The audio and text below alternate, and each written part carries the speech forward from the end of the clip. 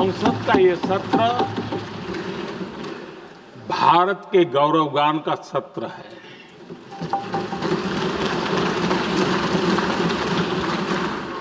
आदरणीय अध्यक्ष जी, जब मैं विजयोत्सव की बात कर रहा हूं तब मैं कहना चाहूंगा कि ये विजयोत्सव आतंकी हेडक्वार्टर्स को मिट्टी में मिलाने का है।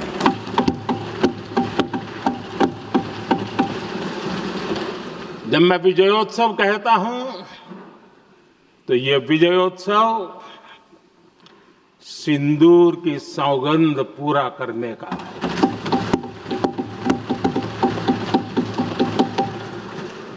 मैं जब ये विजयोत्सव कहता हूं तो ये भारत की सेना के शौर्य और सामर्थ्य का विजय गाथा कह रहा है।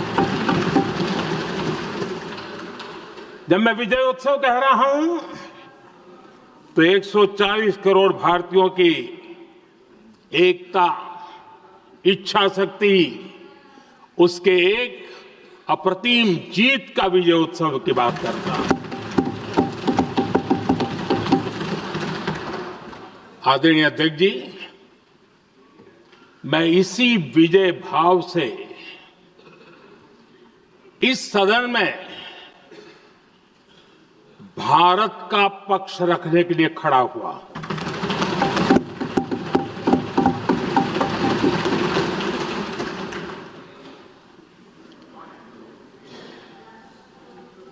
और जिन्हें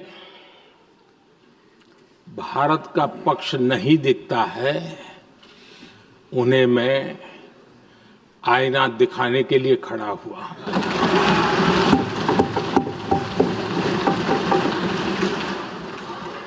आदरणीय अध्यक्ष जी, मैं 140 करोड़ देशवासियों की भावनाओं में अपना स्वर मिलाने के लिए उपस्थित हुआ हूं।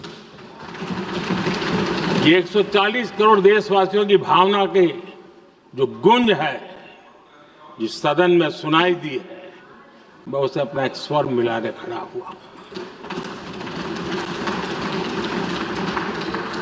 आदरणीय अध्यक्ष जी, ऑपरेशन सिंदूर के दरमियान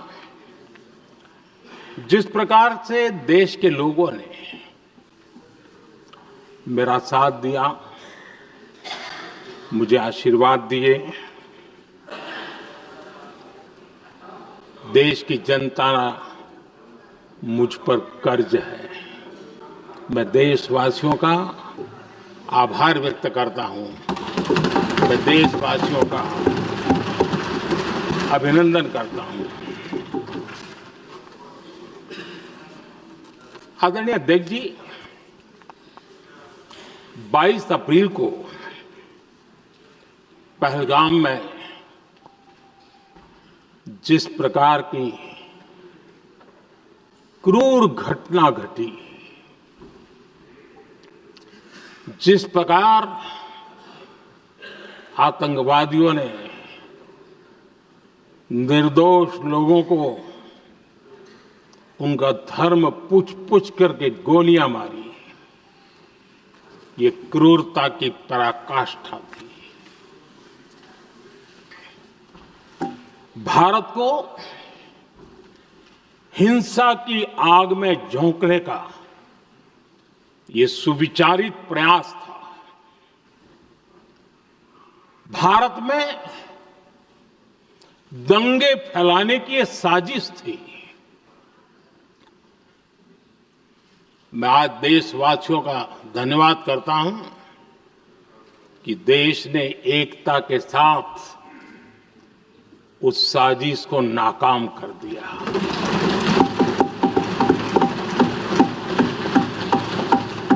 आदरणीय अध्यक्ष जी, 22 अप्रैल के बाद मैंने एक सार्वजनिक रूप से, और विश्व को समझ में आए इसलिए कुछ अंग्रेजी में भी वाक्यों का प्रयोग किया था, और मैंने कहा था कि हमारा संकल्प है, हम आतंकियों को मिट्टी में मिला देंगे।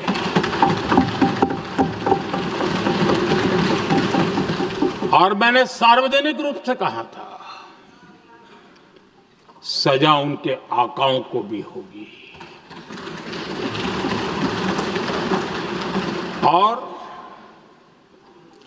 कल्पना से भी बड़ी सजा मिलेगी।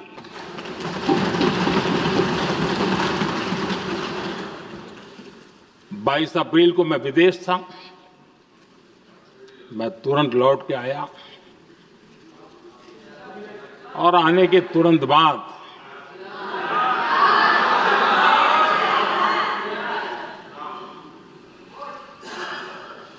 मैंने एक बैठक बुलाई और उस बैठक में हमने साफ साफ निर्देश दिए कि आतंकवाद को करारा जवाब देना होगा और ये हमारा राष्ट्रीय संकल्प है। आदरणीय अध्यक्ष जी, हमें हमारे सैन्य बलों की क्षमता पर पूरा विश्वास है, पूरा भरोसा है उनकी क्षमता पर, उनके सामर्थ्य पर, उनके साहस पर। सेना को कार्रवाई की खुली छूट दे दी गई और यह भी कहा गया कि सेना तय करें कब, कहां, कैसे, किस प्रकार से। ये सारी बातें उस मीटिंग में साफ साफ कह दी गई और कुछ बातें उसमें से मीडिया में शायद रिपोर्ट भी हुई है।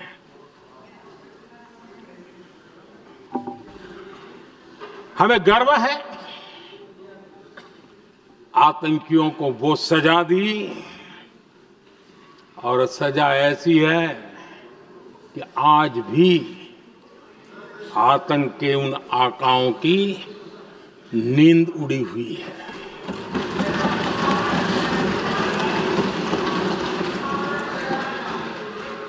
आदरणीय अध्यक्ष जी, मैं हमारी सेना की सफलता के उससे जुड़े भारत के उस पक्ष को सदन के माध्यम से देशवासियों के सामने रखना चाहता हूं। पहला पक्ष, पहलगाम हमले के बाद से ही पाकिस्तानी सेना को अंदाजा लग चुका था कि भारत कोई बड़ी कार्रवाई करेगा। उनके तरफ से न्यूक्लियर की धमकियों के भी बयान आना शुरू हो चुके थे। भारत ने 6 मई रात और 7 मई सुबह जैसा तय किया था वैसी कार्रवाई की और पाकिस्तान कुछ नहीं कर पाया। 22 मिनट में 22 अप्रैल का बदला निर्धारित लक्ष्य के साथ हमारी सेना ने ले लिया। दूसरा पक्ष, आदरणीय अध्यक्ष जी, पाकिस्तान के साथ हमारी लड़ाई तो कई बार हुई है, लेकिन ये पहली ऐसी भारत की रणनीति बनी कि जिसमें पहले जहां कभी नहीं गए थे वहां हम पहुंचे। पाकिस्तान के कोने कोने में आतंकी अड्डों को धुआं धुआं कर दिया गया।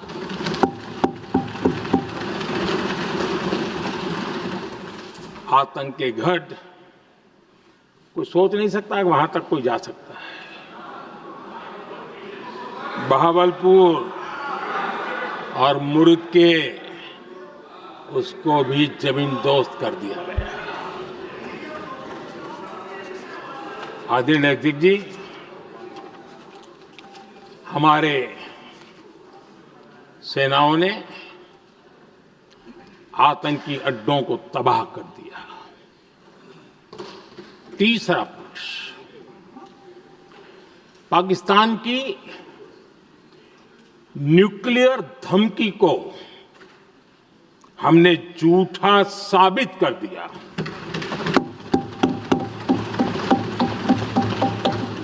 भारत ने सिद्ध कर दिया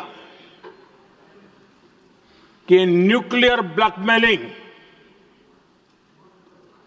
अब नहीं चलेगा और न ही ये न्यूक्लियर ब्लैकमेलिंग के सामने भारत झुकेगा। आदरणीय अध्यक्ष जी, चौथा पक्ष, भारत ने दिखाई अपनी तकनीकी क्षमता। पाकिस्तान के सीने पर सटीक प्रहार किया। पाकिस्तान के एयरबेस एसेट्स को भारी नुकसान हुआ और आज तक उनके कई एयरबेस आईसीयू में पड़े हैं। आज टेक्नोलॉजी आधारित युद्ध का युग है। ऑपरेशन सिंदूर इस महारत में भी सफल सिद्ध हुआ है।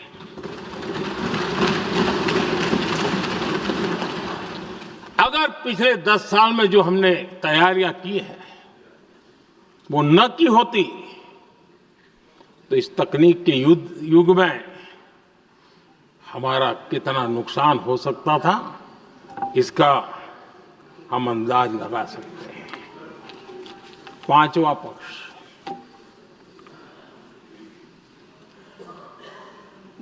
ऑपरेशन सिंदूर के दरमियान पहली बार हुआ जब आत्मनिर्भर भारत की ताकत को दुनिया ने पहचाना। Made in India drone, made in India missile ने पाकिस्तान के हथियारों की पोल खोल करके रख दी।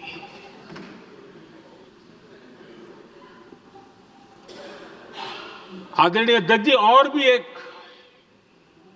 महत्वपूर्ण काम जो हुआ है, वैसे जब राजीव गांधी जी थे उस समय उनके जो एक डिफेंस का काम देखने वाले अमोस थे, उन्होंने जब मैंने सीडीएस की घोषणा की तो वो बहुत प्रसन्न होकर के मुझे मिलने आए थे और बहुत बहुत प्रसन्न थे वो। इस समय ऑपरेशन में नेवी, आर्मी, एयरफोर्स तीनों सेनाओं का जॉइंट एक्शन, इसके बीच की सिनर्जी, इसने पाकिस्तान के छक्के छुड़ा दिए।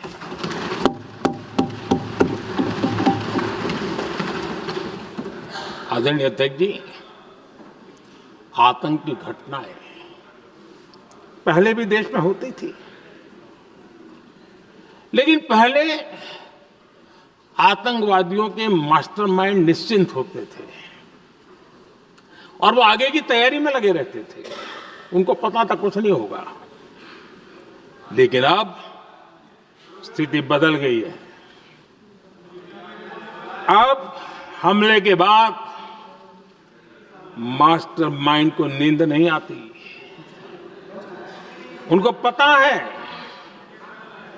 कि भारत आएगा और मार के जाएगा।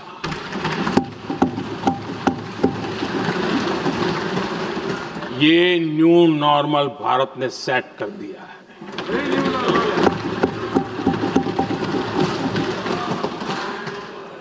आदरणीय अध्यक्ष जी, दुनिया ने देख लिया कि हमारी कार्यवाही का दायरा कितना बड़ा, स्केल कितना बड़ा। सिंदूर से लेकर के सिंधु तक पाकिस्तान पर कार्रवाई की है। ऑपरेशन सिंदूर ने तय कर दिया कि भारत में आतंकी हमले की, उसके आकाओं को और पाकिस्तान को भारी कीमत चुकानी पड़ेगी। अब ऐसे ही नहीं जा सकते। आदरणीय अध्यक्ष जी, ऑपरेशन सिंदूर से स्पष्ट होता है कि भारत ने 3 सूत्र तय किए हैं।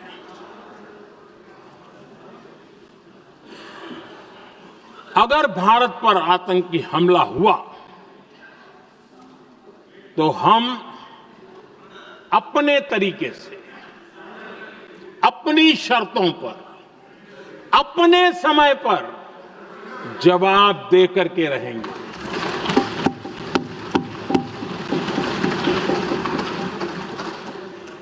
दूसरा, कोई भी न्यूक्लियर ब्लैकमेल अब नहीं चलेगा।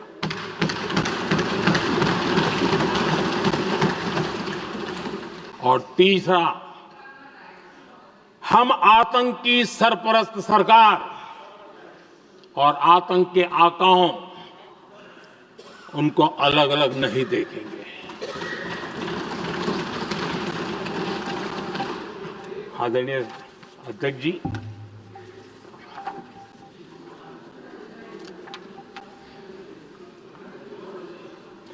यहां पर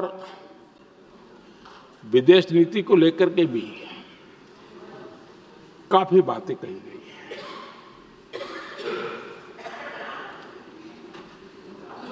दुनिया के समर्थन को लेकर के भी काफी बातें कही गई हैं। मैं आज सदन में कुछ बातें पूरी स्पष्टता से कह रहा हूं। दुनिया में किसी भी देश ने भारत को अपनी सुरक्षा में कार्रवाई करने से रोका नहीं है।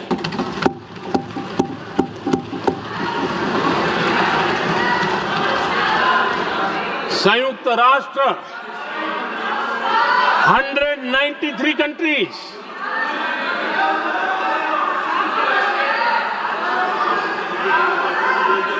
सिर्फ 3 देश 193 कंट्री में सिर्फ 3 देश ऑपरेशन सिंदूर के दौरान पाकिस्तान के समर्थन में बयान दिया था। Only 3 countries. क्वाड हो, ब्रिक्स हो, फ्रांस, रूस, जर्मनी, कोई भी देश का नाम ले लीजिए, तमाम देश दुनिया भर से भारत को समर्थन मिला है।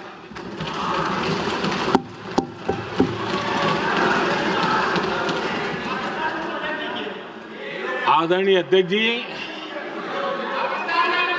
दुनिया का समर्थन तो मिला, दुनिया के देशों का समर्थन मिला, माननीय, लेकिन ये दुर्भाग्य है कि मेरे देश के वीरों के पराक्रम को कांग्रेस का समर्थन नहीं।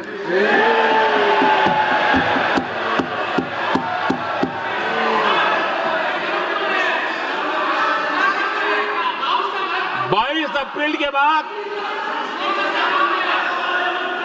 22 अप्रैल के आतंकी हमले के बाद 3-4 दिन में ही ये उछल रहे थे और कहना शुरू कर दिया, कहां गई 56 इंच की छाती, कहां खो गया मोदी? मोदी तो फेल हो गया। क्या मजा ले रहे थे? उनको लगता है वाह बाजी मार ली। उनको पहलगाम के निर्दोष लोगों की हत्या में भी वो अपनी राजनीति तराशते थे।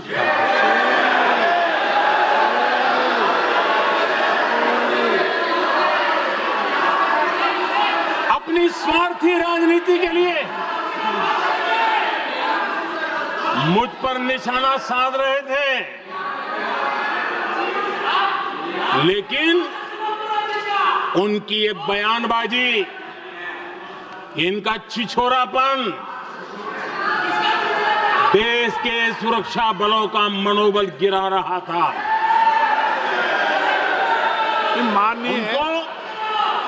माननीय प्रतिपक्ष के नेता, एक मिनट, प्रतिपक्ष के नेता आपकी बात सबने ध्यान से सुनी।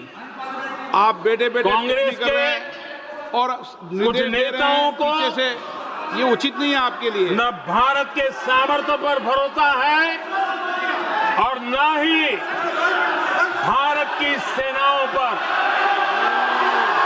इसलिए वो लगातार ऑपरेशन सिंदूर पर सवाल उठा रहे हैं। ऐसा करके आप लोग मीडिया में हेडलाइंस तो ले सकते हैं, लेकिन देशवासियों के दिलों में जगह नहीं बना सकते।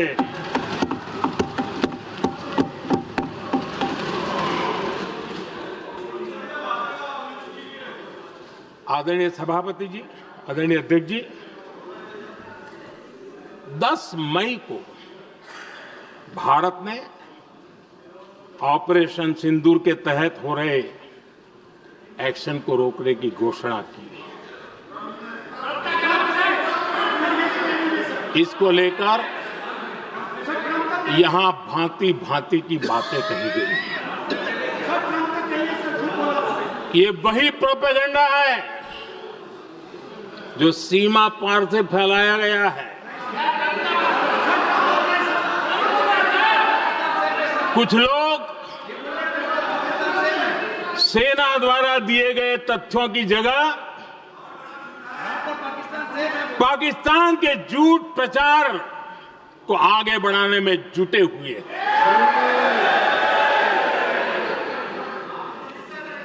जबकि भारत का रुख हमेशा स्पष्ट रहा है। आदरणीय अध्यक्ष जी, कुछ चीजें मैं जरा स्मरण भी कराना चाहता हूं।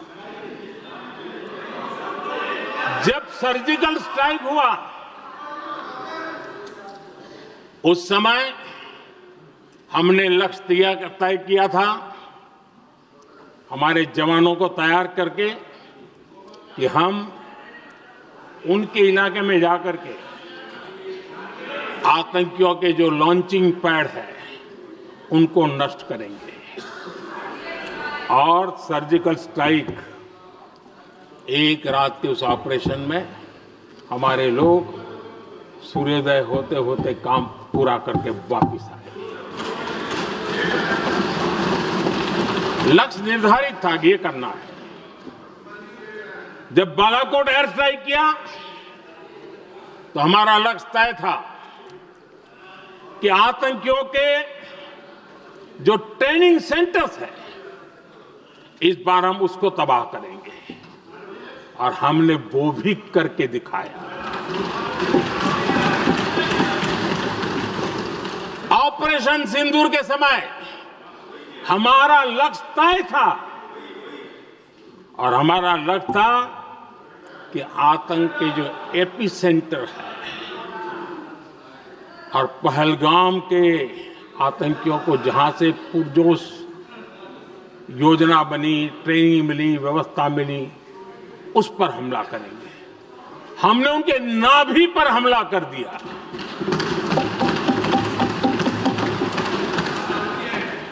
जहां पहलगाम के आतंकियों का रिक्रूटमेंट हुआ, ट्रेनिंग होती थी, फंडिंग होता था, उन्हें टेक्निकल सपोर्ट मिलता था, शस्त्र सरंजाम मिलता था। उस जगह को आइडेंटिफाई किया और हमने सटीक तरीके से ऑपरेशन सिंदूर के तहत आतंकियों की नाभि पे प्रहार कर दिया। और आदरणीय अध्यक्ष जी, इस बार भी हमारी सेना ने 100% लक्ष्यों को हासिल करके देश के सामर्थ्य का परिचय दिया।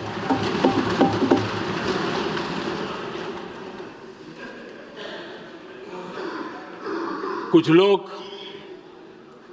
जानबूझ करके कुछ चीजें भूलने में इंटरेस्टेड होते हैं। देश भूलता नहीं है, देश को याद है। 6 रात और 7 मई सुबह ऑपरेशन हुआ था और 7 मई को सुबह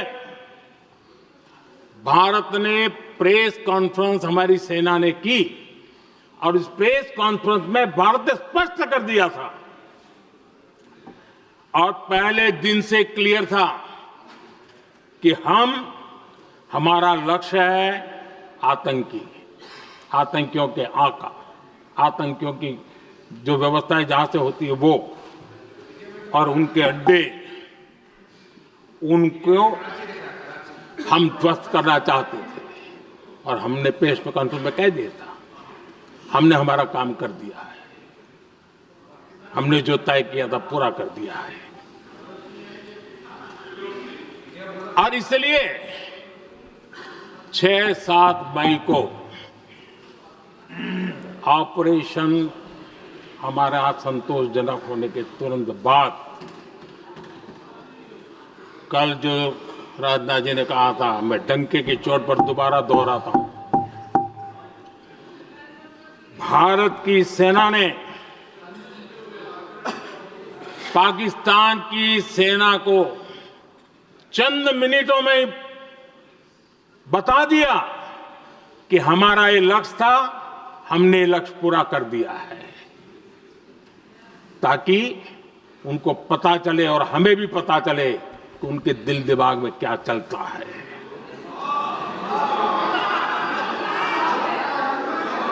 हमने अपना लक्ष्य 100% हासिल कर लिया था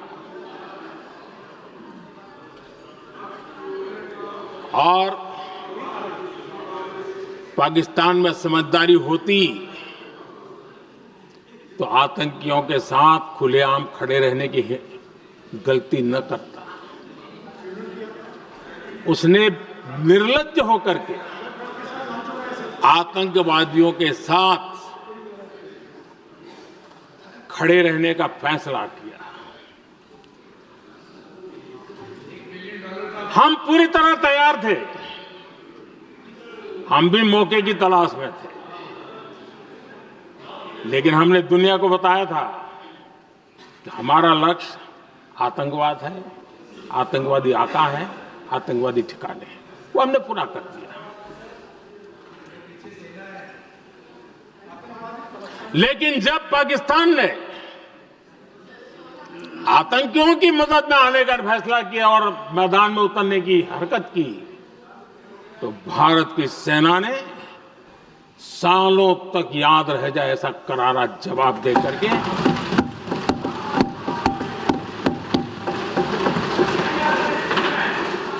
9 मई की मध्य रात्रि और 10 मई की एक प्रकार से सुबह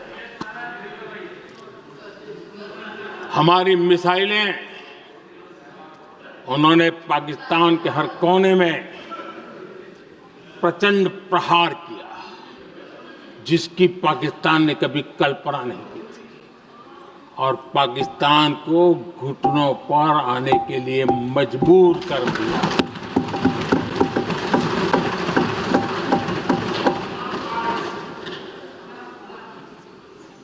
और आपने टीवी में भी देखा है, वहां से क्या बयान आते थे। पाकिस्तान के लोग, अरे मैं तो स्विमिंग पूल में नहा रहा था, कोई कह रहा था मैं तो दफ्तर जाने की तैयारी कर रहा था। हम कुछ सोचे पहले तो भारत ने तो हमला कर दिया। ये पाकिस्तान के लोगों के बयान है और देश ने देखे हैं। स्विमिंग पूल में नहा रहा था।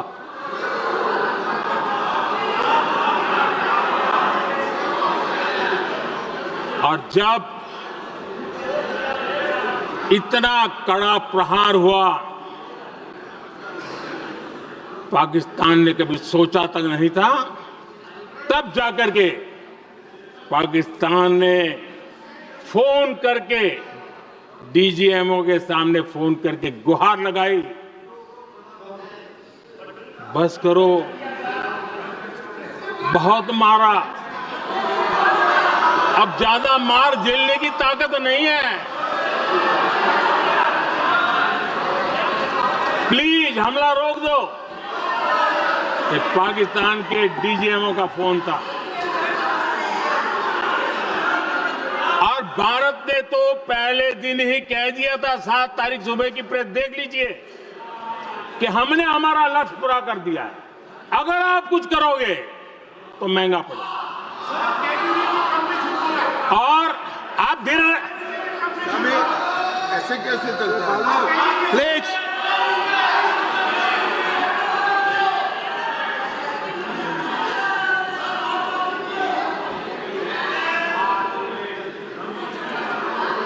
मैं आज दोबारा कह रहा हूं, ये भारत की स्पष्ट नीति थी, सुविचारित नीति थी, सेना के साथ मिलकर के तय की हुई नीति थी, और वे ये थी कि हम आतंक, उनके आका, उनके ठिकाने, ये हमारा लक्ष्य है।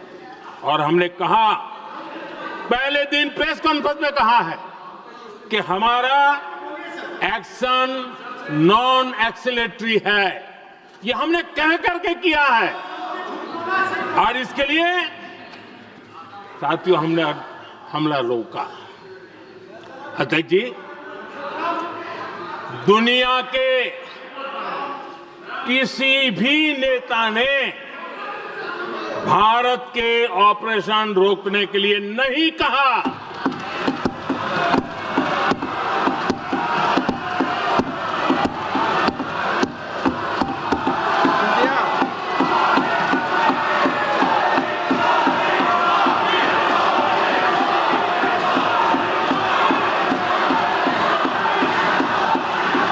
उसी दौरान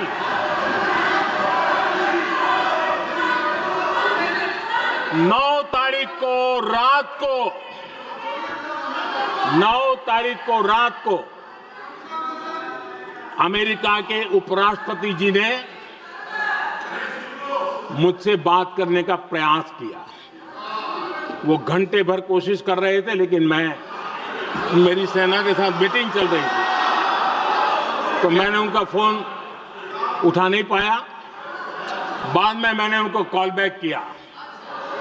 मैंने कहा कि आपका फोन था, 3-4 बार आपका फोन आ गया, क्या है? तो अमेरिका के उपराष्ट्रपति जी ने मुझे फोन पे बताया कि पाकिस्तान बहुत बड़ा हमला करने वाला है, ये उन्होंने मुझे बताया। मेरा जो जवाब था, जिनको समझ नहीं आता है उनको तो नहीं आएगा,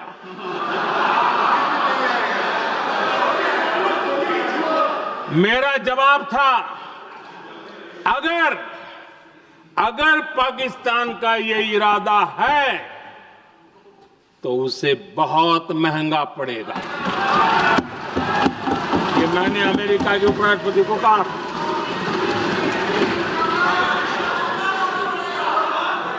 अगर पाकिस्तान हमला करेगा तो हम बड़ा हमला कर करके जवाब देंगे, ये मेरा जवाब था।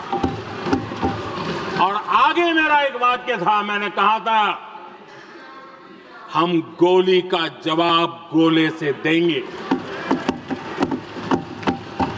ये 9 तारीख रात की बात है, और 9 रात में और 10 सुबह हमने पाकिस्तान को सैन्य शक्ति को तहस नहस कर दिया था। और यही हमारा जवाब था, यही हमारा जज्बा था।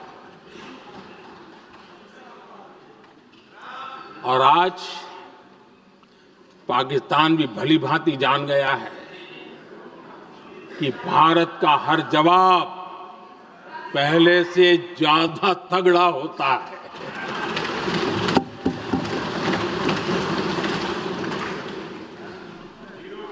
उसे यह भी पता है कि अगर भविष्य में नौबत आई तो भारत आगे कुछ भी कर सकता है। और इसलिए मैं फिर से लोकतंत्र के इस मंदिर में दोहराना चाहता हूं, ऑपरेशन सिंदूर जारी है।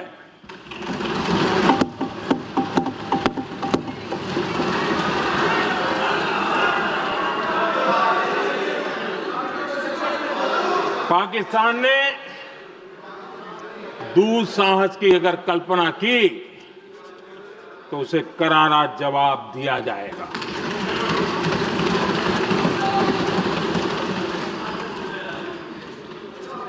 आदरणीय अध्यक्ष जी, आज का भारत आत्मविश्वास से भरा हुआ है। आज का भारत आत्मनिर्भरता के मंत्र को लेकर के पूरी शक्ति के साथ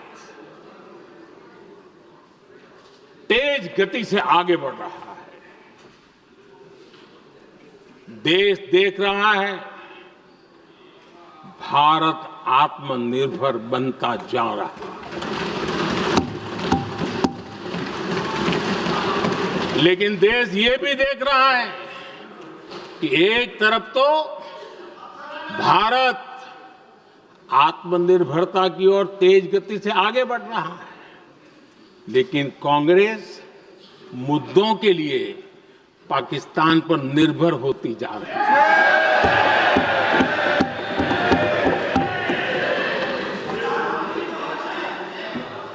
मैं आज पूरा दिन देख रहा था, जो 16 घंटे से जो चर्चा चल रही है, दुर्भाग्य से।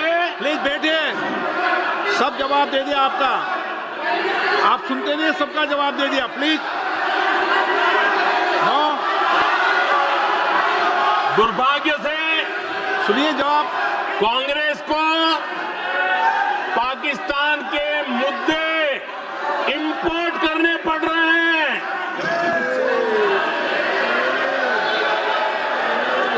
आदरणीय अध्यक्ष जी, आज के वॉरफेयर में इंफॉर्मेशन और नैरेटिव्स की प्लीज बैठिए। बहुत बड़ी भूमिका है।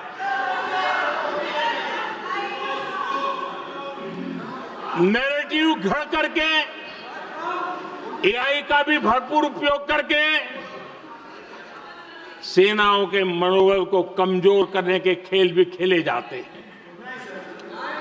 जनता के अंदर अविश्वास पैदा करने के भी भरपूर प्रयास होते हैं। दुर्भाग्य से कांग्रेस और उसके सहयोगी पाकिस्तान के ऐसे ही प्रपंच के प्रवक्ता बन चुके हैं।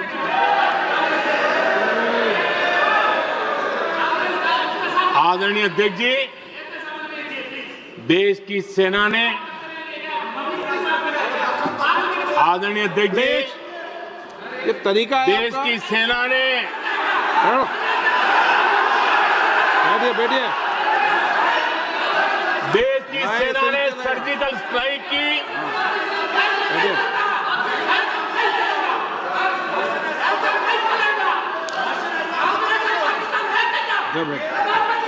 बैठिए बैठिए। आदरणीय अध्यक्ष जी, देश की सेना ने सफलतापूर्वक सर्जिकल स्ट्राइक की तो तुरंत कांग्रेस वालों ने सेना से सबूत मांगे थे,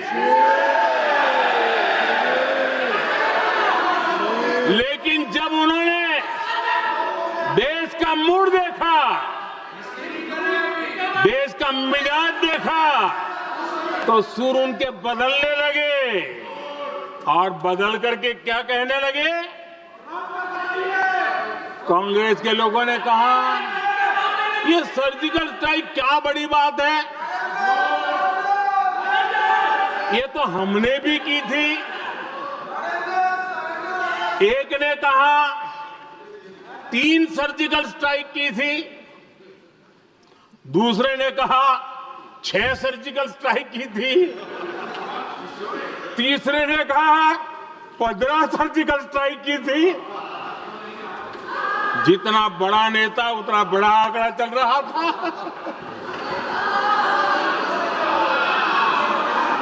आदरणीय अध्यक्ष जी, इसके बाद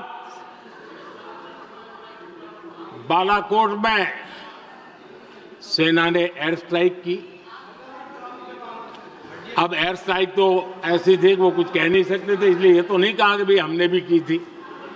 उसमें तो उन्होंने समझदारी दिखाई, लेकिन फोटो मांगने लगे। एयर स्ट्राइक हुई तो फोटो दिखाओ, क्या कहां गिरा, क्या तोड़ा, कितने मरे, बस यही पूछते रहे। पाकिस्तान भी यही पूछता था, ये भी यही पूछते थे। इतना ही नहीं, आदरणीय अध्यक्ष जी, जब पायलट अभिनंदन पकड़े गए तो पाकिस्तान में तो खुशी का माहौल होना स्वाभाविक था कि उनके हाथ में भारत की सेना का एक पायलट उनके हाथ लगा था। लेकिन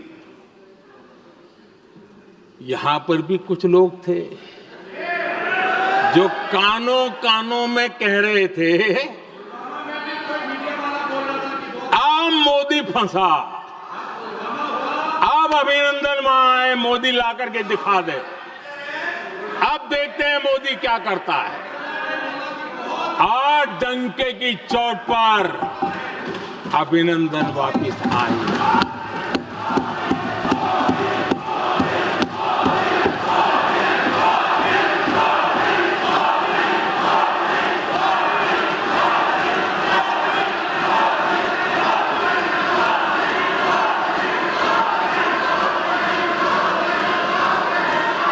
अभिनंदन को ले आए तो इनकी बोलती बंद हो गई। इनको लगा यार कि नसीब वाला आदमी है, हमारा हथियार हाथ से निकल गया। आदरणीय अध्यक्ष जी, पहलगाम हमले के बाद हमारा बीएसएफ का एक जवान पाकिस्तान के कब्जे में गया, तो फिर इनको लगा वाह, बड़ा मुद्दा हाथ में आ गया है, अब मोदी फंस जाएगा। अब तो मोदी की फजीयत जरूर होगी।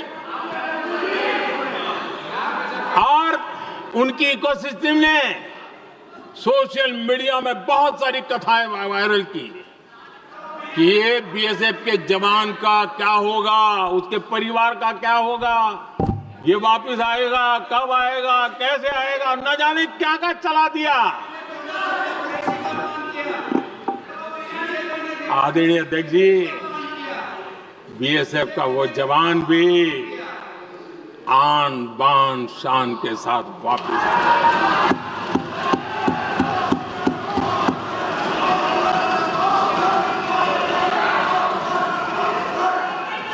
आतंकवादी रो रहे हैं,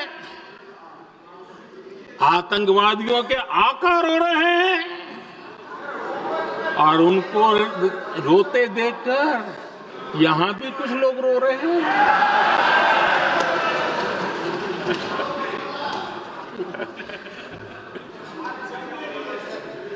अब देखिए, सर्जिकल स्ट्राइक चल रही थी, उसके बाद उन्होंने एक खेल खेलने की कोशिश की, बात जमी नहीं। एयर स्ट्राइक हुई तो दूसरा खेल खेलने की कोशिश की, वो भी जमी नहीं।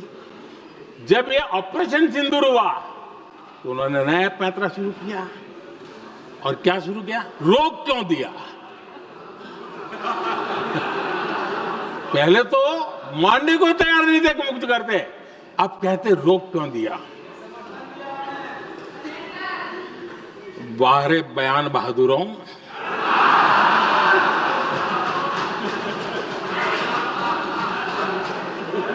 आपको विरोध का कोई न कोई बहाना चाहिए,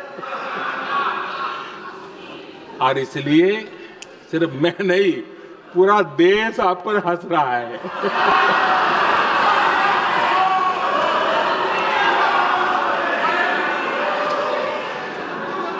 आदरणीय अध्यक्ष जी,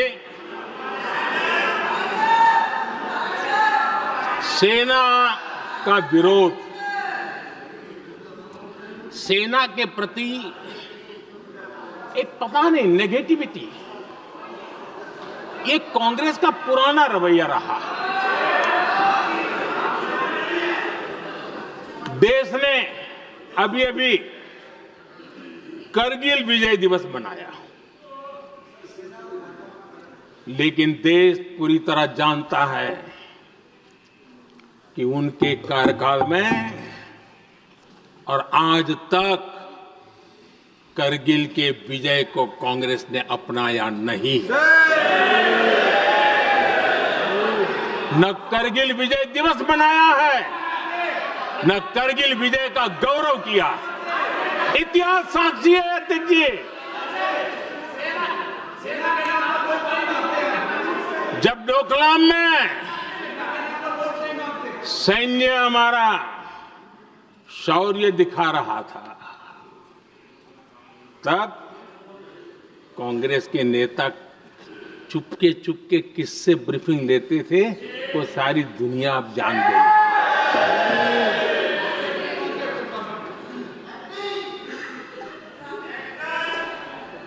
आप निकाल दीजिए पाकिस्तान के सारे बयान, और यहां हमारा विरोध करने वाले लोगों के बयान फुल स्टॉप कॉमा के साथ एक है।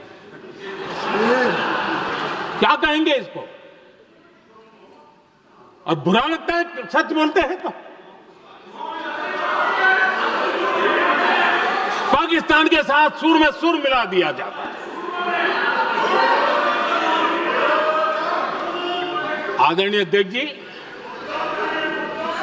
देश हैरान है, कांग्रेस ने पाकिस्तान को क्लीन चिट दे दी है।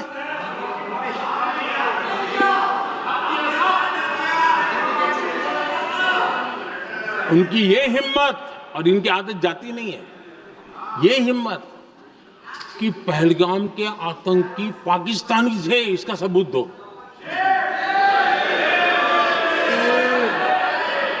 क्या कह रहे हो तुम लोग? तो कौन सा तरीका है?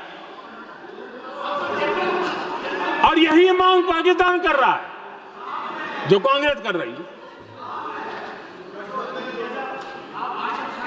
और आदरणीय अध्यक्ष जी, आज जब सबूतों की कोई कमी नहीं है, सब कुछ आंखों के सामने दिखता है, तब ये हालत है। अगर ये सबूत ना होते तो क्या करते ये लोग, आप बताइए। आदरणीय अध्यक्ष जी,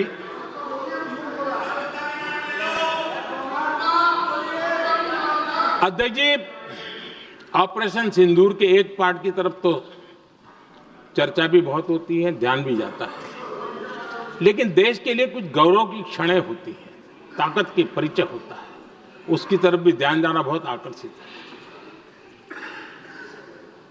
हमारे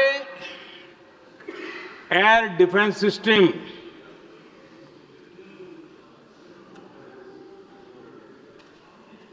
दुनिया में इसकी चर्चा है।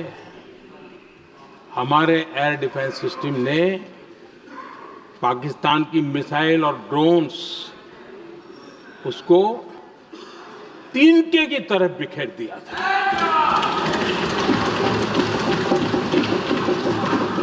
आदरणीय अध्यक्ष जी, मैं एक आंकड़ा आज बताना चाहता हूं, पूरा देश गर्व से भर जाएगा। कुछ लोगों का क्या होगा मैं नहीं जानता, पूरा देश गर्व से भर जाएगा। 9 मई को पाकिस्तान ने करीब 1000 मिसाइलों और आर्म्ड ड्रोन्स के भारत पर बहुत बड़ा हमला करने की कोशिश की। 1000 ये मिसाइलें भारत के किसी भी हिस्से पर गिरती तो वहां भयंकर तबाही मचती। लेकिन 1000 मिसाइल्स और ड्रोन्स को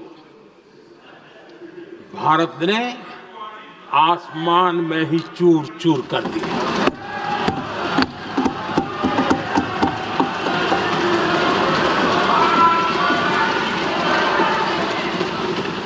हर देशवासी को इससे गर्व हो रहा। लेकिन जैसे कांग्रेस के लोग इंतजार कर रहे थे, कुछ तो गड़बड़ होगी यार, मोदी मरेगा, कहीं तो फंसेगा।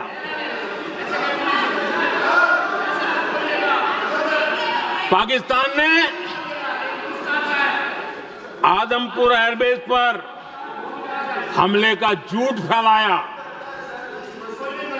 उस झूठ को बेचने की भरपूर कोशिश की, पूरी ताकत दी लगा दी। मैं अगले ही दिन आदमपुर पहुंचा और खुद जाकर के उनके झूठ को मैंने बेनकाब कर दिया। तब जाकर के उनको अकल ठिकाने लगी कि अब ये झूठ चलने वाला नहीं है। आदरणीय अध्यक्ष जी, जो हमारे छोटे दलों के साथी हैं, जो राजनीति में नए हैं, उनको कभी शासन में रहने का अवसर नहीं मिला, उनसे कुछ बातें निकलती मैं समझ सकता। लेकिन कांग्रेस पार्टी ने इस देश में लंबे समय तक राज किया है, उसको शासन की व्यवस्थाओं का पूरा पता है, उन चीजों से वो निकले हुए लोग हैं, उनके लिए शासन व्यवस्था क्या होती इसकी समझ पूरी है, अनुभव है उनके पास। उसके बाद भी विदेश मंत्रालय तुरंत जवाब दे, उसको स्वीकारना नहीं। विदेश मंत्री जवाब दे, इंटरव्यू दे, बार बार बोले, उसको स्वीकारना नहीं। गृह मंत्री बोले, रक्षा मंत्री बोले, किसी पर भरोसा नहीं। जिसने इतने सालों तक राज किया, उनको देश की व्यवस्थाओं पर अगर भरोसा नहीं है, तब शक उठता है कि क्या हालत हो गई है इनकी। आदरणीय अध्यक्ष जी, अब कांग्रेस का भरोसा पाकिस्तान के रिमोट कंट्रोल से बनता है और बदलता है।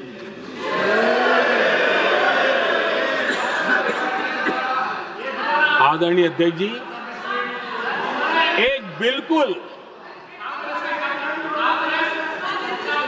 बिल्कुल कांग्रेस के नए सदस्य, यानी उनको तो क्षमा करनी चाहिए, नए सदस्य को क्या कहेंगे, लेकिन कांग्रेस के आका जो उनको लिख करके देते हैं और उनसे बुलवाते हैं, खुद में हिम्मत नहीं है, उनसे बुलवाते हैं कि ऑपरेशन सिंदूर ये तो तमाशा था,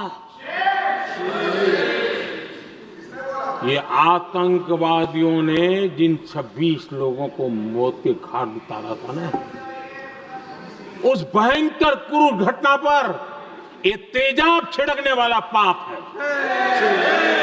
तमाशा कहते हो? आपकी असहमति हो सकती है, और ये कांग्रेस के नेता बुलवाते हैं।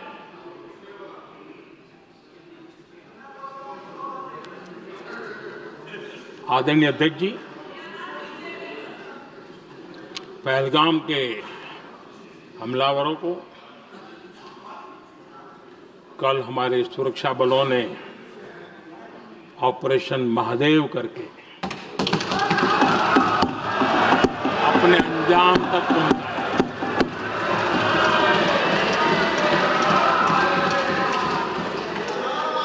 लेकिन मैं हैरान हूं, यहां ठहाके लगा के पूछा गया कि आखिर ये कल ही क्यों हुआ।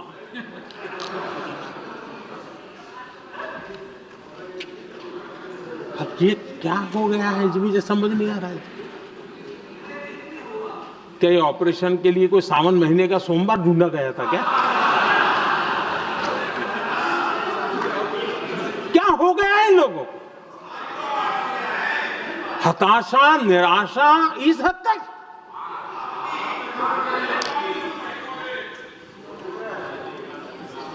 और देखिए मजा, पिछले कई सप्ताह से हाँ ऑपरेशन सिंदूर वगैरह तो ठीक है, पहलगाम के आतंकियों का क्या हुआ, पहलगाम के आतंकियों का अब हुआ तो कल क्यों हुआ?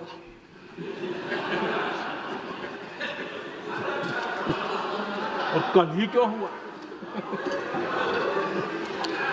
क्या हाल है अध्यक्ष जी का।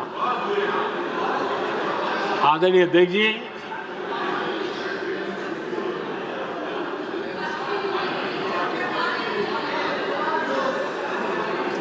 आदरणीय अध्यक्ष जी, शास्त्रों में कहा गया है, हमारे शास्त्रों में कहा गया है,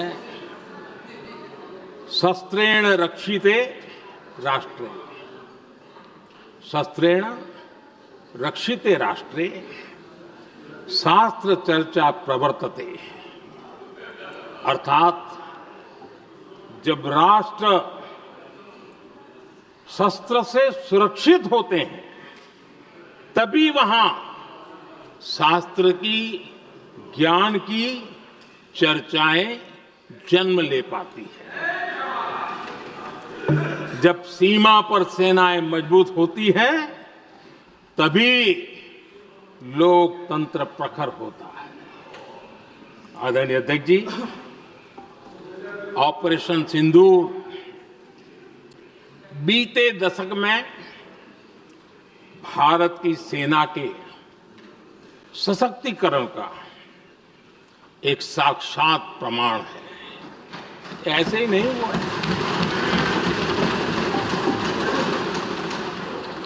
कांग्रेस के शासन के दौरान सेनाओं को आत्मनिर्भर बनाने के संबंध में सोचा तक नहीं जाता था। आज भी आत्मनिर्भर शब्द की मजाक उड़ाई जाती है। वैसे वो महात्मा गांधी से आया हुआ है, लेकिन आज भी मजाक उड़ाई जाती है। हर रक्षा सौदे में कांग्रेस अपने मौके खोजती रहती थी।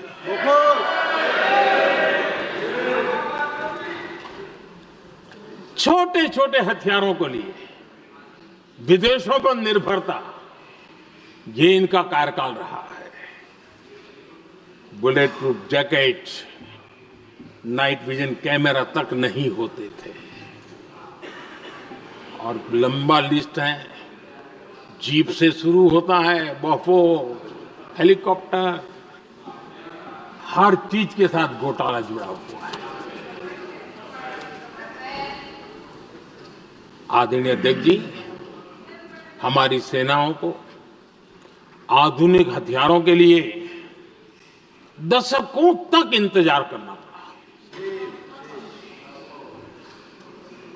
आजादी के पहले, और इतिहास गवाह, एक जमाना था जब डिफेंस मैन्युफैक्चरिंग में भारत का आवाज सुनाई देती थी। जिस समय तलवारों से लड़ा जाता था ना, तब भी तलवारें भारत की श्रेष्ठ मानी जाती थी। हम डिफेंस के इक्विपमेंट में आगे थे।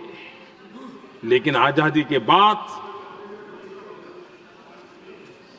जो एक मजबूत डिफेंस इक्विपमेंट मैन्युफैक्चरिंग का हमारा दायरा था, जो हमारा पूरा इकोसिस्टम था,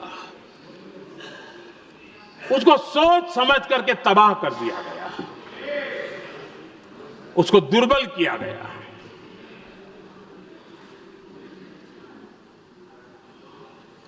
रिसर्च और मैन्युफैक्चरिंग के लिए रास्ते बंद कर दिए गए। अगर इसी नीति पर हम चलते तो भारत इस 21वीं सदी में ऑपरेशन सिंदूर के संबंध में सोच भी नहीं सकता। यह हालत करके रखा हुआ था उन्होंने। भारत को सोचना पड़ता कि अगर कोई एक्शन लेना है तो शस्त्र कहां से मिलेंगे, साधन कहां से मिलेगा, बारूद कहां से मिलेगा, समय पर मिलेगा या नहीं मिलेगा, बीच बचाव में रुकता नहीं जाएगा, ये टेंशन पालना पड़ता है।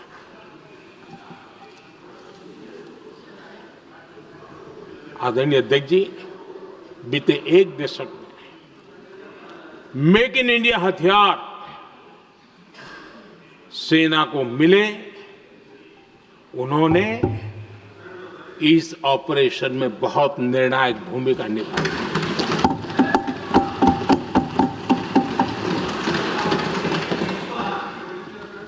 आदरणीय अध्यक्ष जी, एक दशक पहले भारत के लोगों ने संकल्प लिया, हमारा देश सशक्त, आत्मनिर्भर और आधुनिक राष्ट्र बने। रक्षा, सुरक्षा, हर क्षेत्र में बदलाव के लिए एक के बाद एक ठोस कदम उठाए गए, सीरीज ऑफ रिफॉर्म्स किए गए और देश में सेना में जो रिफॉर्म्स हुए हैं, जो आजादी के बाद पहली बार हुए। चीफ ऑफ डिफेंस स्टाफ की नियुक्ति, ये विचार कोई नया नहीं था, दुनिया में प्रयोग भी चलते हैं, भारत में निर्णय नहीं होते थे। हमने, ये बहुत बड़ा रिफॉर्म था, हमने किया और बहुत ही, मैं हमारी तीनों सेनाओं का अभिनंदन करता हूं कि इस व्यवस्था को उन्होंने दिल से सहयोग किया है, दिल से स्वीकार किया है। सबसे बड़ी ताकत जॉइंटनेस और इंटीग्रेशन की इस समय नेवी हो, एयरफोर्स हो, आर्मी हो, ये इंटीग्रेशन और जॉइंटनेस ने हमारी ताकत को अनेक गुना बढ़ा दिया और उसका परिणाम भी हमें नजर में आया है, ये हमने करके देखा है। सरकार की जो डिफेंस प्रोडक्शन की कंपनियां थी, उसमें हमने रिफॉर्म किए। शुरुआत में वहां पर आग लगाना, आंदोलन करवाना, हड़तालें करवाने के खेल चल रहे थे, अभी भी बंद नहीं हुए हैं, लेकिन देश हित को सर्वोपरि मान करके उन डिफेंस इंडस्ट्री के हमारे जो लोग थे सरकारी व्यवस्था में, उन्होंने इसको मन से लिया, रिफॉर्म को स्वीकार किया और वो भी आज बहुत प्रोडक्टिव बन गए।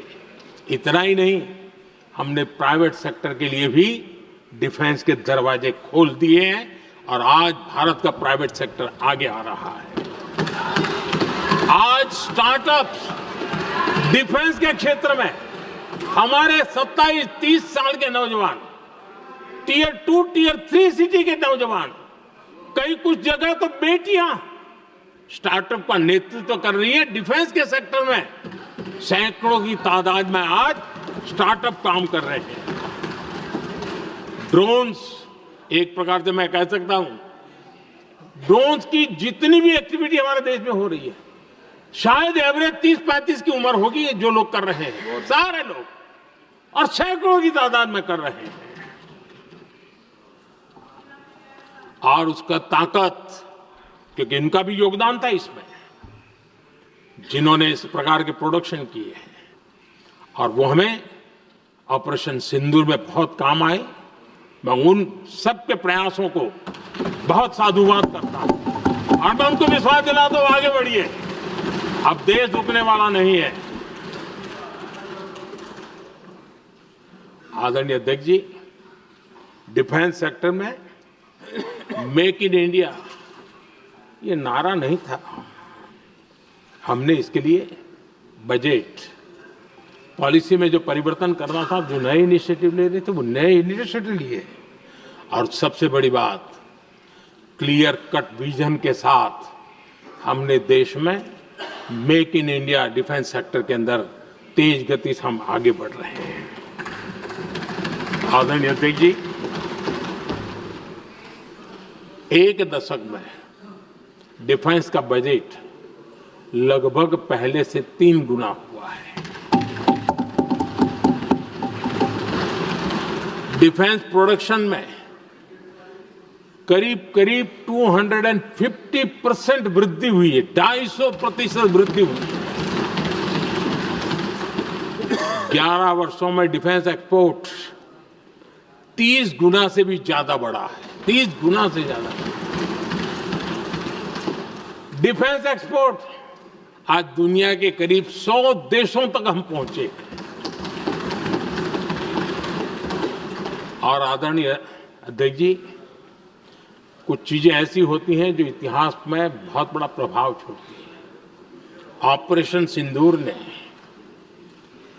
डिफेंस का जो मार्केट है उसमें भारत का झंडा गाड़ दिया है।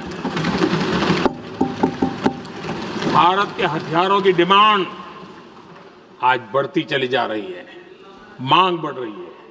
ये भारत में उद्योगों को भी बल देगी, एमएसएमई को बल देगी, हमारे नौजवानों को रोजगार देगी और हमारे नौजवान अपनी बनाई चीजों से दुनिया में अपनी ताकत का प्रदर्शन कर पाएंगे। ये आज दिख रहा है, मैं देख रहा हूं। डिफेंस के क्षेत्र में जो आत्मनिर्भर भारत की दिशा में हम जो कदम उठा रहे हैं, मैं हैरान हूं। कुछ लोगों को आज भी तकलीफ हो रही है, जैसे उनका खजाना लूट गया। ये कौन सी मानसिकता है? देश को ऐसे लोगों को पहचानना होगा। आदरणीय अध्यक्ष जी, मैं स्पष्ट करना चाहता हूं, डिफेंस में भारत का आत्मनिर्भर होना ये आज की शस्त्रों की स्पर्धा में के काल में विश्व शांति के लिए भी जरूरी है।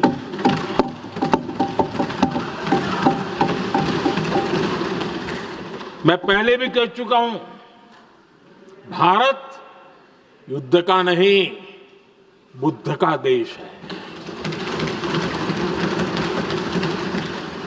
हम समृद्धि शांति चाहते हैं, लेकिन हम ये कभी न भूले कि समृद्धि का और शांति का रास्ता शक्ति से ही गुजरता है।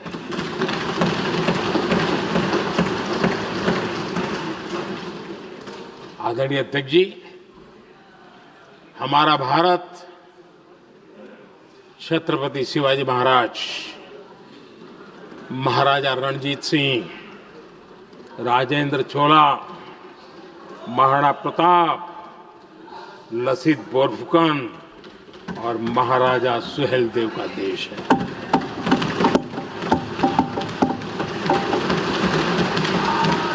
आदरणीय अध्यक्ष जी, हम विकास और शांति के लिए सामरिक सामर्थ्य पर भी फोकस करते हैं। आदरणीय अध्यक्ष जी, कांग्रेस के पास नेशनल सिक्योरिटी का विजन न पहले था और आज तो सवाल ही नहीं उठता है।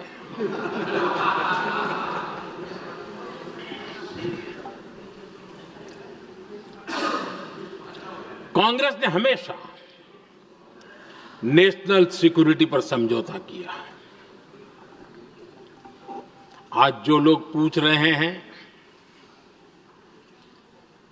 पीओके को वापस क्यों नहीं लिया, वैसे ये सवाल मुझे ही पूछ सकते हैं और किसको पूछ सकते हैं।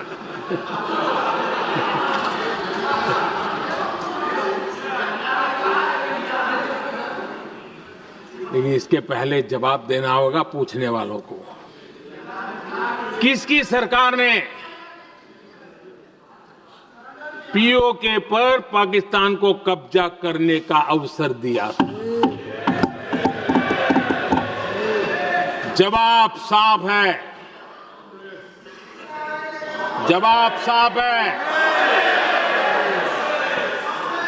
जब भी मैं नेहरू जी की चर्चा करता हूं तो कांग्रेस और उसका पूरा इकोसिस्टम बिलबिला जाता है, पता नहीं क्या है।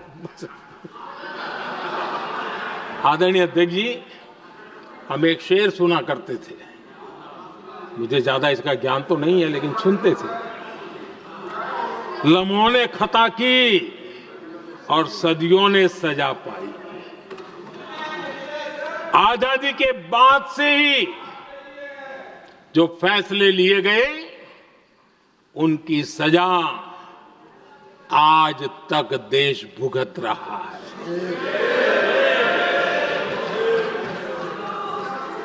यहां बार बार एक बात का जिक्र हुआ और मैं फिर से करना चाहूंगा। अक्साई चीन की उस पूरे क्षेत्र को बंजर जमीन करार दिया गया, ये कहकर के तो बंजर है। देश की 38,000 वर्ग किलोमीटर जमीन हमें खोनी पड़ी।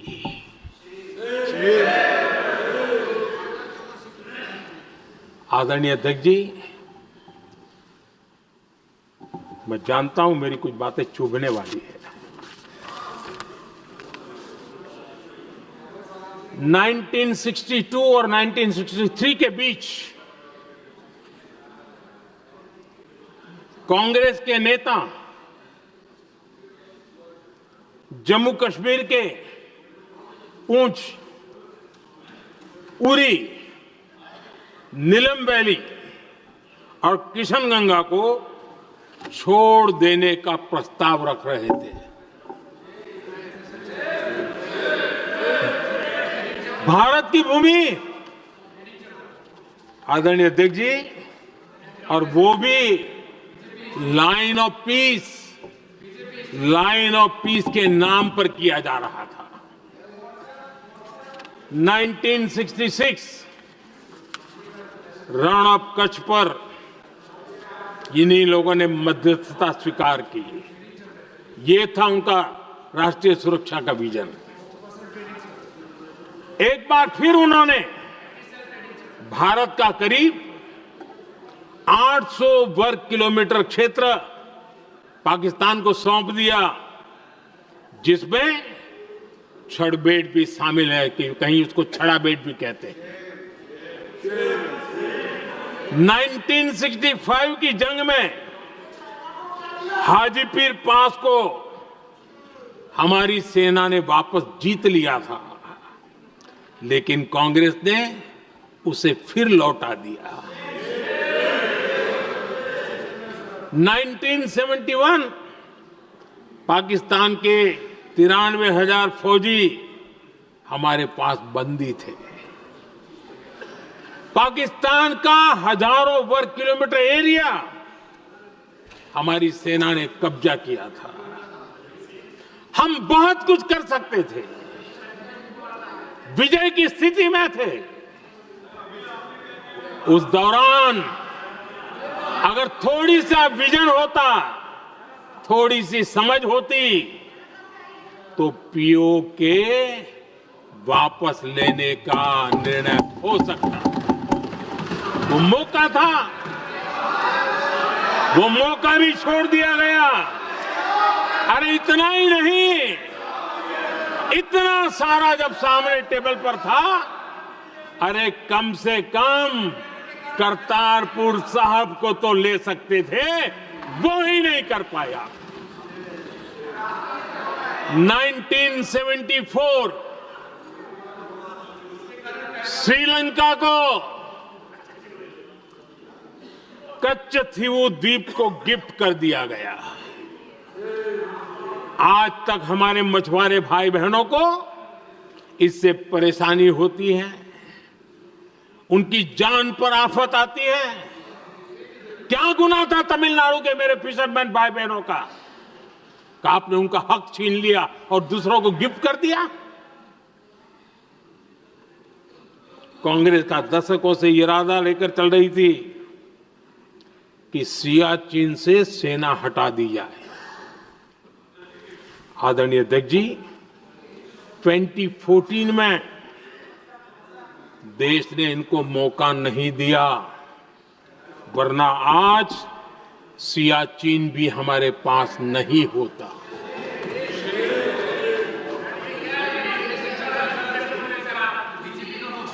आदरणीय अध्यक्ष जी, आजकल कांग्रेस के जो लोग हमें डिप्लोमेसी का पाठ पढ़ा रहे हैं, मैं उन्हें उनकी डिप्लोमेसी याद दिलाना चाहता हूं ताकि उनको भी कुछ याद रहे, पता चले। 26/11 जैसे भयंकर हमले के बाद बहुत बड़ा आतंकी हमला था। कांग्रेस का पाकिस्तान से प्रेम नहीं रुका। इतनी बड़ी घटना 26/11 की हुई थी। विदेशी दबाव में हमले के कुछ हफ्तों के भीतर ही कांग्रेस सरकार ने पाकिस्तान से बातचीत शुरू कर दी। आदरणीय अध्यक्ष जी, कांग्रेस सरकार ने 26/11 की इतनी बड़ी घटना के बाद भी एक भी डिप्लोमेट को भारत से बाहर निकालने की हिम्मत नहीं की।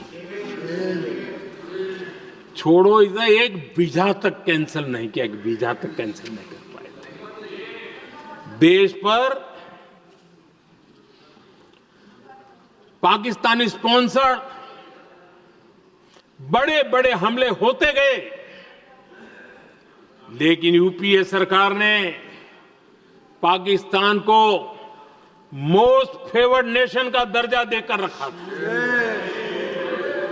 वो कभी वापस नहीं लिया था। एक तरफ देश मुंबई के हमले का ये न्याय मांग रहा था, दूसरी तरफ कांग्रेस पाकिस्तान के साथ व्यापार करने में लगी थी।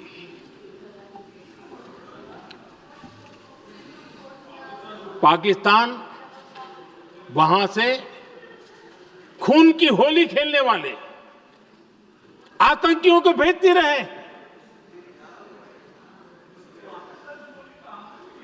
और कांग्रेस यहां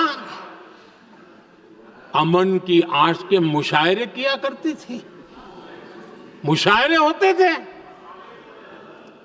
हमने आतंकवाद और अमन की आस का ये वन वे ट्रैफिक बंद कर दिया।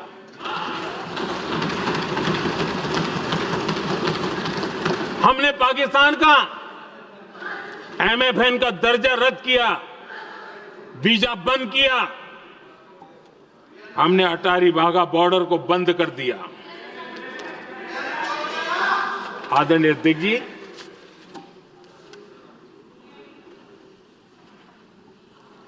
भारत के हितों को गिरवी रख देना ये कांग्रेस की पार्टी की पुरानी आदत है। इसका सबसे बड़ा उदाहरण सिंधु जल समझौता है।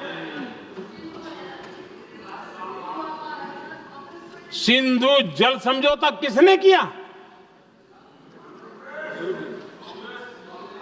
नेहरू जी ने किया। और मामला किससे जुड़ा था? भारत से निकलने वाली नदियां, हमारे यहां से निकली हुई नदियां, उसका वो पानी था।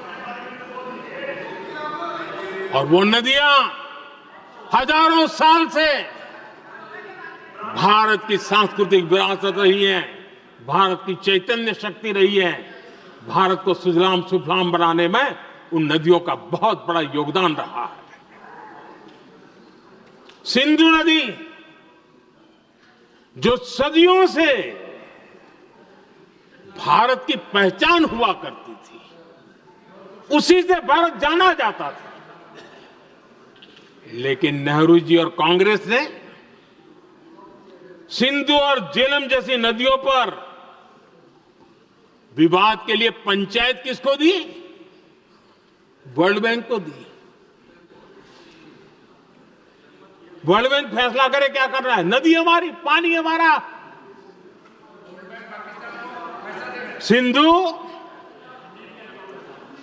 सिंधु जल समझौता सीधा सीधा भारत की अस्मिता और भारत के स्वाभिमान के साथ किया गया बहुत बड़ा धोखा था।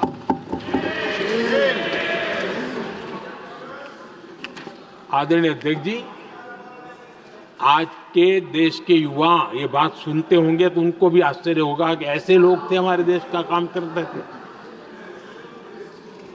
नेहरू जी ने इस ट्रीटी करी और क्या किया?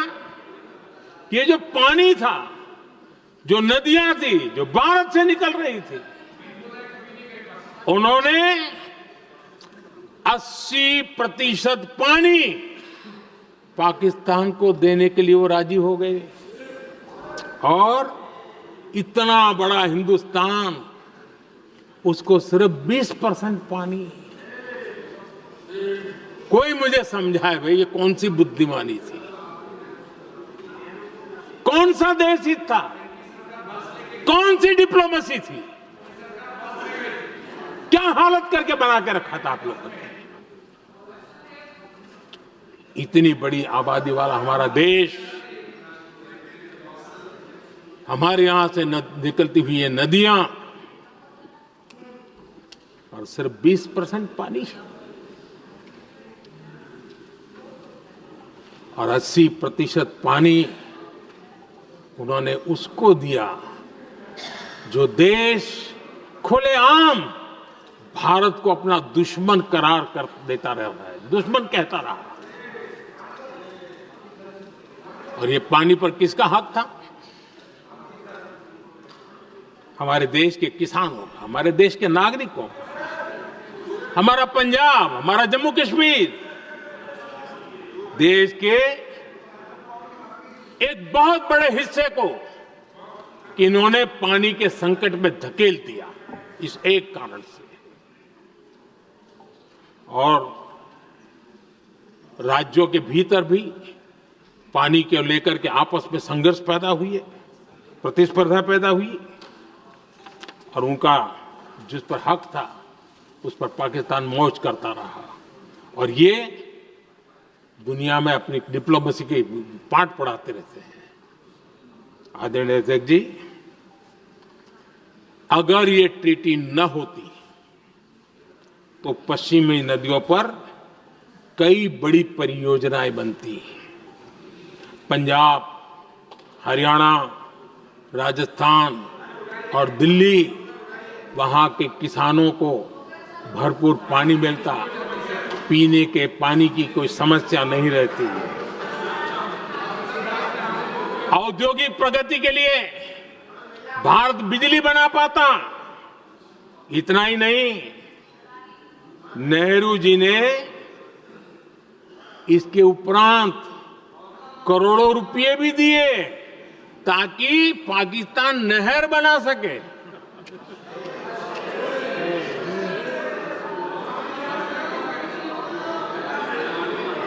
आदरणीय अध्यक्ष जी, इससे भी बड़ी बात, देश चौंक जाएगा। ये चीजें छिपाई गई है, दबा दी गई है।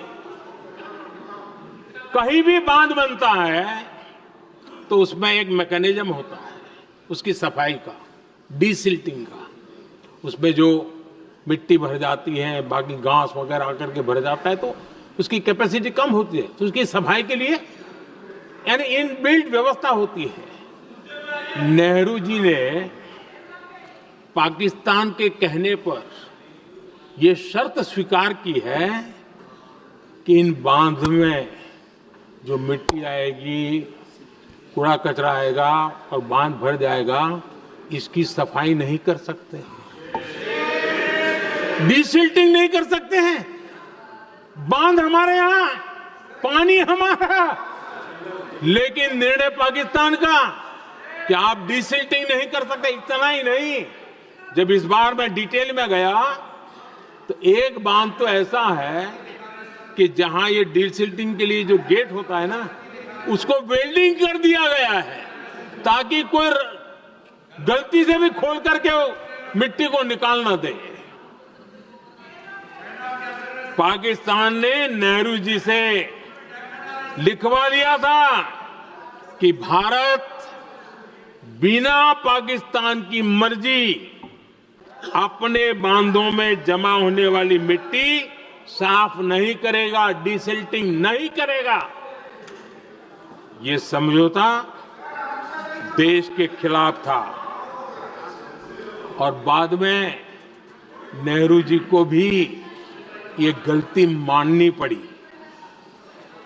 इस समझौते में निरंजन दास गुलाटी करके एक सज्जन उसमें जुड़े हुए थे। उन्होंने एक किताब लिखी है। उस किताब में उन्होंने लिखा है कि फरवरी 1961 में नेहरू ने उनसे कहा था, गुलाटी, मुझे उम्मीद थी कि यह समझौता अन्य समस्याओं के समाधान का रास्ता खोलेगा, लेकिन हम वहीं हैं जहां पहले थे। ये नेहरू जी ने कहा। नेहरू जी केवल तत्कालिक प्रभाव देख पा रहे थे, इसलिए उन्होंने कहा कि हम वहीं के वहीं हैं।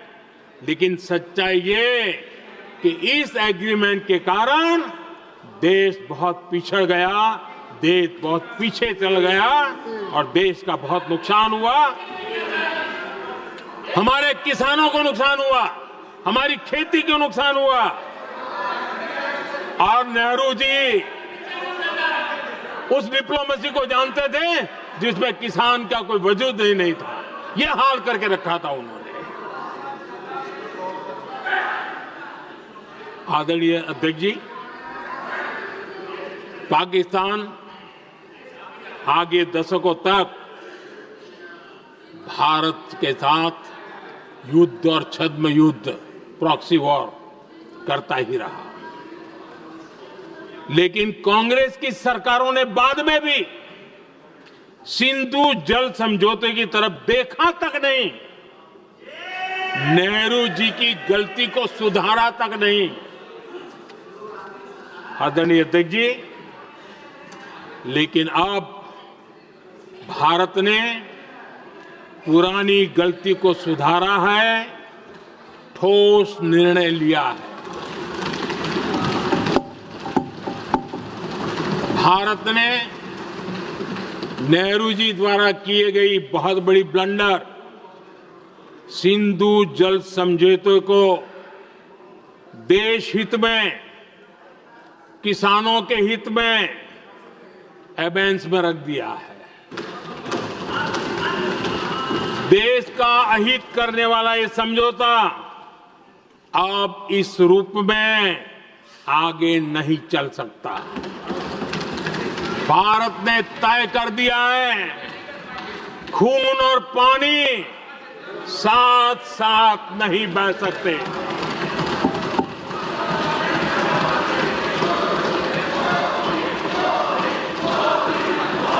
माननीय सदस्य, आप बहुत देर हो गई, आप उपनेता हैं, ये तरीका आप बैठे बैठे टोकते हैं।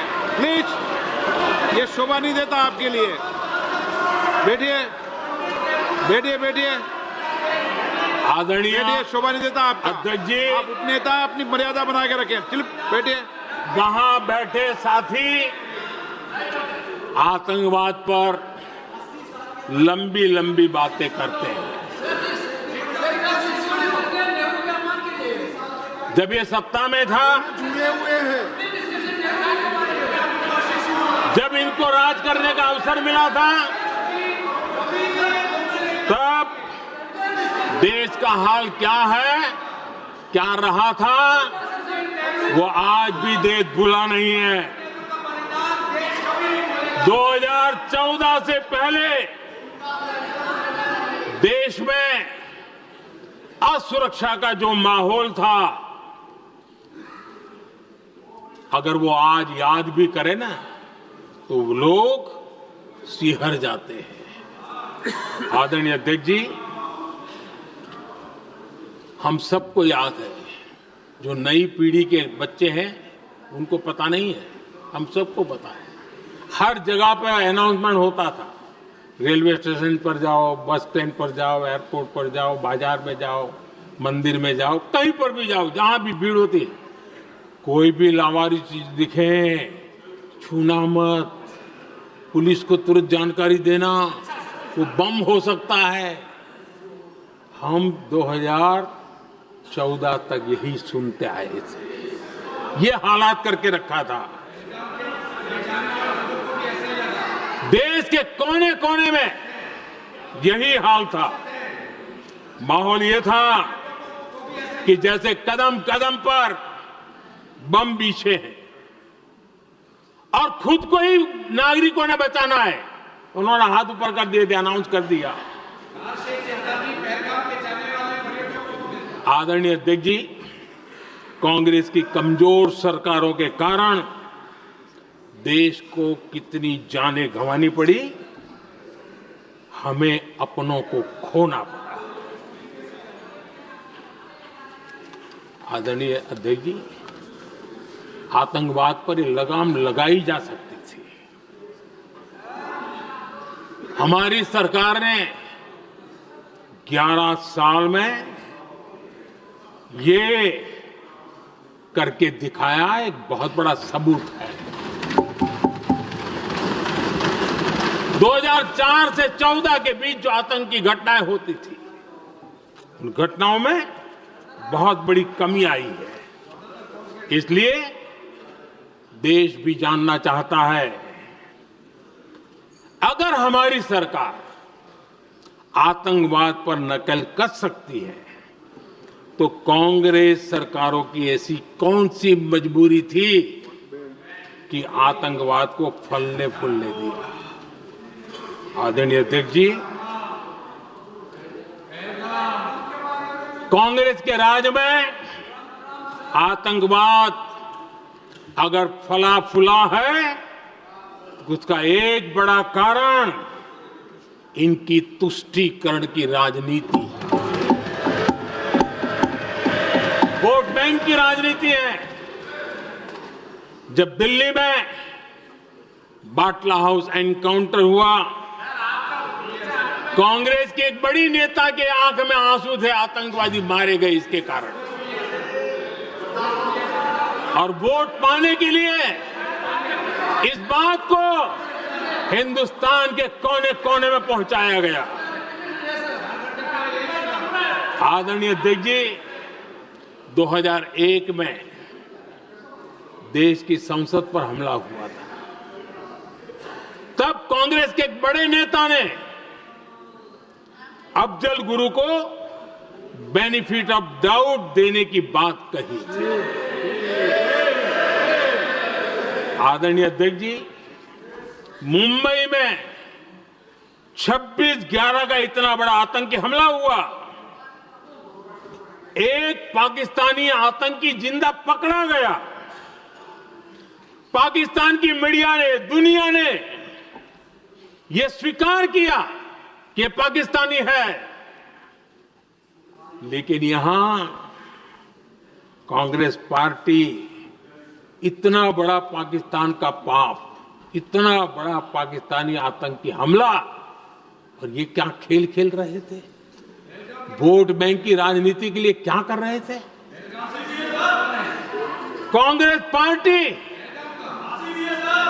इसको भगवा आतंक सिद्ध करने में जुटी हुई है।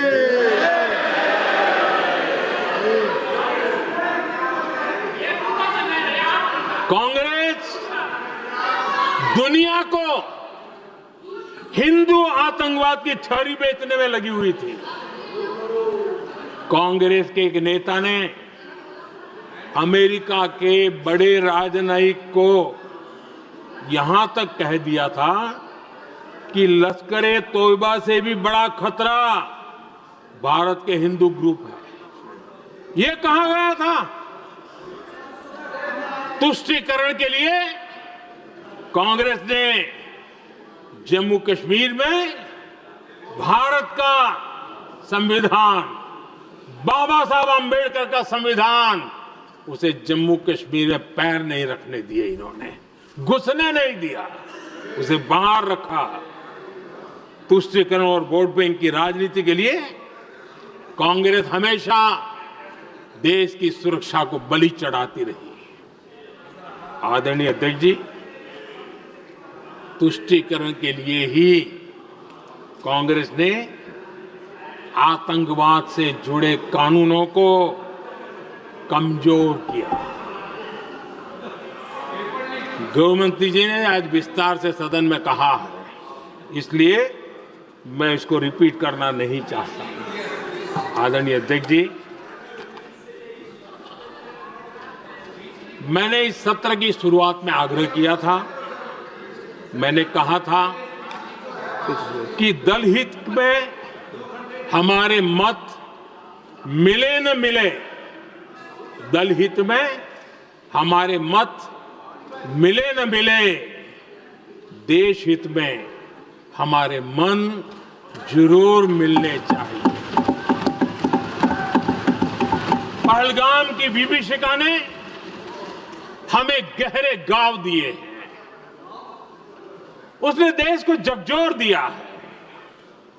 इसके जवाब में हमने ऑपरेशन सिंदूर किया तो सेनाओं के पराक्रम ने, हमारे आत्मनिर्भर अभियान ने देश में एक सिंदूर स्पिरिट पैदा किया है।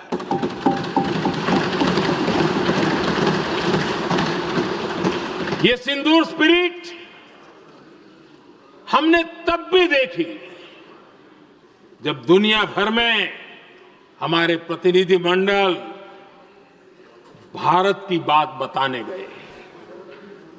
मैं उन सभी साथियों को बहुत बहुत बधाई देता हूं। आपने बहुत ही प्रभावी ढंग से भारत की बात डंके की चोट पर दुनिया के सामने रखी। लेकिन मुझे दुख इस बात का है, हैरानी भी है, जो खुद को कांग्रेस के बड़े नेता समझते हैं, उनके पेट में दर्द हो रहा है कि भारत का पक्ष दुनिया के सामने क्यों रखा गया। शायद कुछ नेताओं को सदन में बोलने पर भी पाबंदी लगा दी गई है। आदरणीय अध्यक्ष जी, इस मानसिकता से बाहर निकलने की जरूरत है। कुछ पंक्तियां मेरे मन में आती हैं, मैं अपने भाव व्यक्त करना चाहता हूं। आदरणीय अध्यक्ष जी, करो चर्चा और इतनी करो, करो चर्चा और इतनी करो कि दुश्मन दहशत से दहल उठे। दुश्मन दहशत से दहल उठे। रहे ध्यान बस इतना ही, रहे ध्यान बस इतना ही, मान सिंदूर और सेना का प्रश्नों में भी अटल रहे। हमला मां भारती पर हुआ अगर, तो प्रचंड प्रहार करना होगा। दुश्मन जहां भी बैठा हो, हमें भारत के लिए ही जीना होगा। मेरा कांग्रेस के साथियों से आग्रह है कि एक परिवार के दबाव में पाकिस्तान को क्लीन चिट देना बंद कर दें। जो देश की विजय की क्षण है, कांग्रेस उसे देश के उपहास का क्षण न बनाए। कांग्रेस अपनी गलती सुधारें। मैं आज सदन में फिर स्पष्ट करना चाहता हूं, अब भारत आतंकी नर्सरी में ही आतंकियों को मिट्टी में मिलाएगा।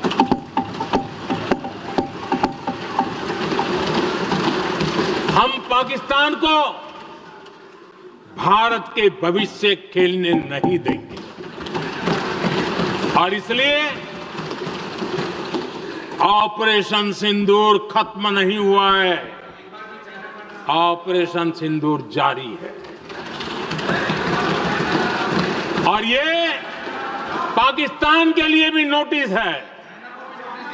वो जब तक भारत के खिलाफ आतंक का रास्ता रोकेगा नहीं, तब तक भारत एक्शन लेता रहेगा।